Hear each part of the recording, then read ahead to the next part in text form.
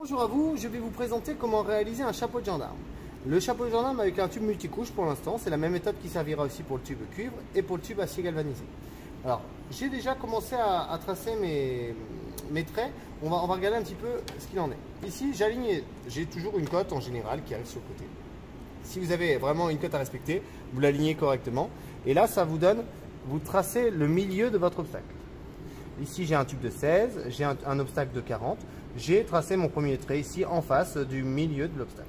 Alors, on va avoir la méthode qui va s'expliquer en quatre feuilles. Première étape, c'est relever dans le tableau suivant la cote A et le supplément. Donc, la cote A ici, elle va être sur cette colonne-là et le supplément va être ici. Donc, le diamètre du tube à cintrer ici, on est sur du tube de diamètre 16. Donc, ici, c'est la deuxième case. Et ensuite, l'obstacle, ici, on est sur du 40. Donc, ça va me donner une cote A de 80 et un supplément de 15. On va voir juste après à quoi ça va nous servir. C'est parti. Donc là, du coup, tracer la cote à respecter plus le supplément. Donc là, finalement, je vais venir ici, regardez, vous voyez, j'ai une cote à respecter ici par rapport à... Donc c'est mon premier trait, là, le petit trait. Et finalement, ici, je vais revenir rajouter un supplément. Et ce supplément ici, il est de 15. Puisque finalement, ici, on a repéré ici le supplément qui est de 15 par rapport à un tube de 16 et un obstacle de 40. Si mon obstacle, par exemple, avait été de 15, on aurait eu un supplément de 5. Mais là, ce n'est pas le cas, c'est un supplément de 15. Donc, c'est-à-dire par rapport à mon point de départ, ici, mon obstacle, j'ai bien rajouté 15 mm, donc c'est-à-dire 1,5 cm de plus. Donc, c'est pour ça qu'on appelle le supplément. Et ensuite, on a tracé un trait un peu plus grand. Moi, je préfère pour ne pas le confondre avec le premier. Ça va jusqu'ici? Ensuite, tracer la cote A de chaque côté du trait. Ça veut dire par rapport à ce trait, ce nouveau trait, j'ai tracé ma cote A de chaque côté du trait. C'est-à-dire ici, j'ai pris 80 par rapport à la droite et 80 sur la gauche. Et donc finalement, je me retrouve bien ici avec 1, 2, 3 traits que je viens prolonger tout le long du tube. Alors ça, c'est plus pédagogique. Vous n'êtes pas obligé de faire tout le long du tube non plus. Ça, c'est juste pour la vidéo. Et ensuite, je vais réaliser 2 coudes à 45 sur les traits les plus éloignés. C'est-à-dire, je vais ici venir cintrer à 45. Ici, venir cintrer à 45. Donc, vous voyez, vous devez donc obtenir 2 coudes à 45 comme sur la photo. C'est-à-dire, ici, 45, c'est tout droit, et 45. Et vous voyez, au milieu, finalement, pour l'instant, je n'ai pas cintré. Et d'ailleurs, on peut commencer déjà à voir un peu l'étape d'après. Retourner la pièce et cintrer jusqu'à ce que le tube s'aligne correctement. Ça veut dire que finalement, ici, on va le venir cintrer à la fin au milieu. Et finalement, ça va revenir en fait sur son chemin et on va bien avoir un chapeau de gendarme, c'est-à-dire un contournement d'obstacle. Donc là, vu qu'on est encore à cette étape-là, on va commencer à faire 45 et 45 sur les deux tubes. Pour savoir où je suis à 45, ici j'utilise un rapporteur. Alors le rapporteur ici, par rapport à 0, si j'ai centré à 0, on va dire qu'il est là au départ.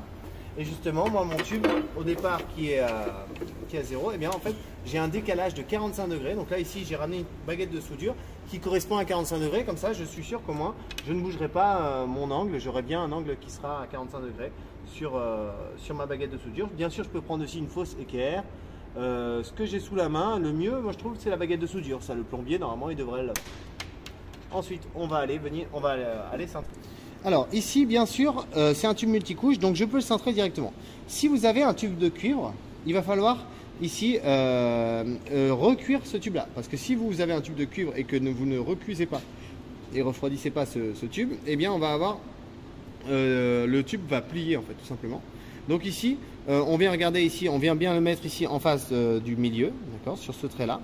Et ici, par exemple, si on a une partie à recuire, on va venir commencer à recuire de cette partie-là, c'est-à-dire juste après la forme ici, jusqu'à cette partie-là, juste après la forme. Et donc finalement, toute une partie comme ça va être recuite pour justement réussir à obtenir un cintrage sans pli. Mais là, sur le multicouche, bien sûr, on ne va pas recuire le tube multicouche, on aurait d'autres problèmes. Et là, ici, tout simplement, je vais venir cintrer donc, à 45 degrés sur ce premier trait.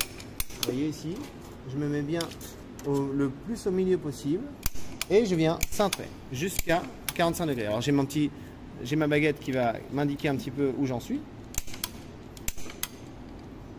Voilà. Là, je suis à 45 degrés. C'est très bien. Ensuite, la même chose de l'autre côté, c'est-à-dire sur l'autre trait de cote. Et ici, donc, je vais mettre la même chose dans le même sens, tout simplement. Alors là, par contre, il y a quelque chose sur lequel vous devez être attentif. C'est-à-dire ici, quand vous allez juste avant de centrer, vous vérifiez que ce tube ici ne soit pas trop vers le haut ni trop vers le bas. Parce que sinon, on ne va pas être dans le même plan. Donc, ce que je fais, je me mets sur le côté. Alors, hop, je vais le prendre hop, ici. Et je viens regarder un petit peu sur le côté ici, si mon tube n'est pas ni trop vers le haut ni trop vers le bas. Peut-être plus de l'autre côté.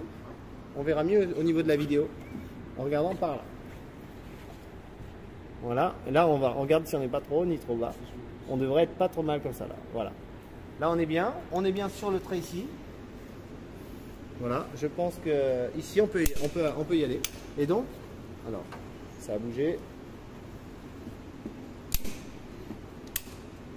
On pourra toujours le rajuster au cas où. Hein. Si vous trompez et qu'il remonte un petit peu, on peut toujours le chauffer pour si c'est du cuivre et le remettre. Par contre, pour l'acier, c'est plus compliqué. Donc vraiment sur l'acier, là, on n'aura pas le choix de vraiment être le plus précis possible. Donc ici, je me mets, j'arrête. Hein, si je peux continuer. Voilà. Et là, je viens vérifier. Regardez ici bien, j'ai un alignement entre ma baguette et mon tube. Et pareil de l'autre côté. Et donc, évidemment, je vois l'angle est le même. Vous voyez ici vraiment. Un tout petit peu plus, mais même pas trop. Voilà. Vous voyez, donc et finalement ici, quand on regarde un peu notre centrage, on peut mettre notre baguette ici, on voit qu'il y a un alignement qui pourrait être un peu plus conséquent. Là, on pourrait centrer un peu plus. Et là pareil. Donc je vais remettre un petit peu plus pour être sûr de faire bien un 45 degrés. En fait, le tube il revient dans l'autre sens aussi un petit peu. Hein. C'est-à-dire on n'a pas toujours, on n'a pas toujours un angle à 45 puisque finalement le tube des fois il revient sur lui-même. Il a une mémoire de forme. Donc, je remets une fois. Alors ici on a fait nos deux coudes à 45 degrés et donc on va ici venir faire notre dernier coude ici. Au milieu de notre forme. Alors bien, là c'est un moment qui est très important. Il va falloir ici être le plus au milieu possible. Si on a centré un petit peu à côté du trait, forcément ici ça va se remarquer, donc il faut essayer d'être le plus droit possible. Alors pour être le plus droit possible, je vous conseille d'utiliser votre œil et ici de bien regarder ici au niveau, pas au niveau du tracé, mais plutôt au niveau de votre tube. Ici l'angle, il doit être le même, comment dire, il faut qu'on ait une symétrie la plus parfaite possible. Donc ici, je pense qu'on est pas mal. Donc peu importe là sur les côtés, c'est pas forcément là qu'il faut regarder, c'est plutôt ici, regardez, venez avec moi. Et là, ici, vous voyez, là il y a mon trait, et mon trait doit être bien au milieu de ma forme. D'accord? Donc bien au milieu. Et là ensuite, donc là on est prêt pour cintrer, on y va. Hop, on vient centrer jusqu'à ce que, tout simplement, ici mon angle, regardez, vous allez voir, ici mon tube va être aligné par rapport à lui-même. C'est-à-dire, ici, quand vous prenez par rapport à là on voit qu'il y a un alignement entre le début et la fin de mon tube. Voilà, il y a un alignement qui est là. Donc là, on est très bien. Et ici, même un petit peu plus, mais pas beaucoup plus. Voilà, on est vraiment, vraiment bien là, je pense. Voilà, on a notre chapeau de gendarme qui est réalisé. Bien sûr, on pourra toujours le réajuster un peu. On va regarder comment ça... Alors, donc là, c'est bon.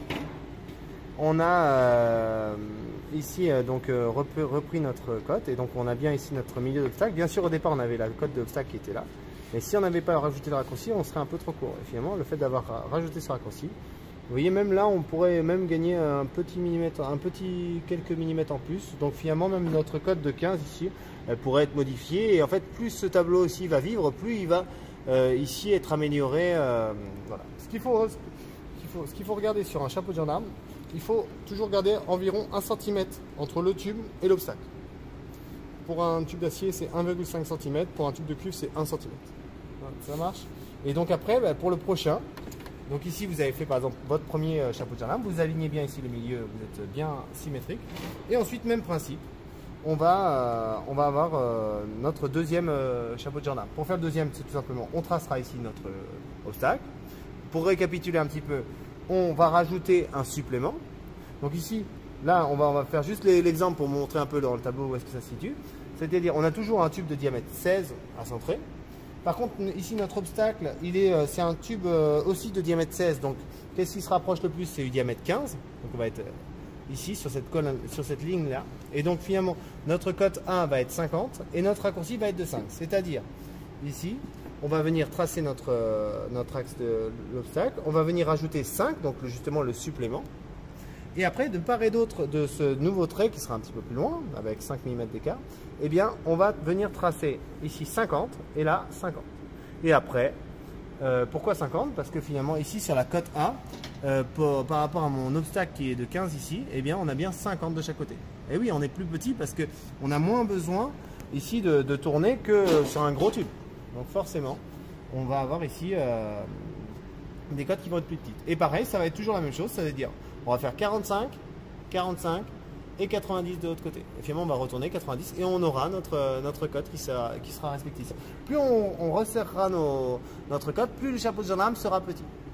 Et etc. ici, on fera celui-là après. C'est-à-dire qu'il faut faire les chapeaux de gendarme dans l'ordre. C'est-à-dire d'abord vous faites le premier, ensuite une fois qu'il est fini, vous prenez la cote pour le deuxième, et ensuite une fois qu'il c'est fini, on prend la cote pour le troisième. Parce que si vous faites toutes les cotes en même temps, vous ne savez pas comment vous allez tomber. Donc il faut bien aller dans le bon ordre. Pour le cuivre, c'est vraiment la même chose, c'est-à-dire vous prenez votre axe, vous prenez le supplément et de part et d'autre, vous prenez votre cote A. Par contre, il faut ne pas oublier de recuire le tube. Voilà. Et pour l'acier, c'est la même chose, c'est-à-dire, cette fois-ci, vous prendrez ici ce tableau-là, par contre, pour le tube acier. Si vous avez un tube en 15-21, et bien du coup, vous prenez cette case-là et puis etc. avec les obstacles. Et finalement, c'est la même méthode, avec le même supplément, c'est toujours la même méthode. C'est ça qui est intéressant par rapport à cette méthode-là. Je vous souhaite bon courage et puis bien au boulot. Bon courage. À bientôt. Au revoir. Merci.